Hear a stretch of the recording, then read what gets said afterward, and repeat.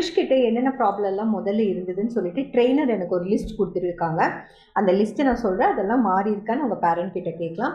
Shyness இருந்தது, அதுக்கப்புறம் bed waiting இருந்தது, வாட்சிங் ஃபோன் அதிகமாக இருந்தது, அதுக்கப்புறம் வந்து கொஞ்சம் செல்ஃப் ஸ்பீச் அந்த மாதிரியெல்லாம் இருந்தது, லாஃபிங் எல்லாம் அவனுக்கு இருந்தது.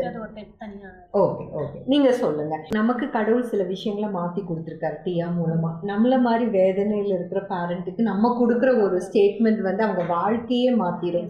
அதனால் நீங்கள் வந்து தைரியமாக வந்து உங்கள் மனசில் என்ன இருந்ததோ, என்ன மாற்றம் உங்களுக்கு கிடைச்சதோ, இப்போ அந்த பிரச்சனையெல்லாம் நமக்கு வந்து கிறிஷ்கிட்ட இல்லை, இருந்தது இப்போ எதுவும் இல்லை, நம்ம அதை விட்னஸ் பண்ணுறதுக்கு தான் இங்கே இருக்கோம். கிறிஷ்கிட்ட என்ன ப்ராப்ளம் இருந்தது? இல்லை, இப்போ நீங்கள் சொன்ன ப்ராப்ளம்லாம் இருந்தது. பெட் வெயிட்டிங் வந்து எவ்வளோ நாளுக்கு அப்புறம் ஸ்டாப் ஆச்சு?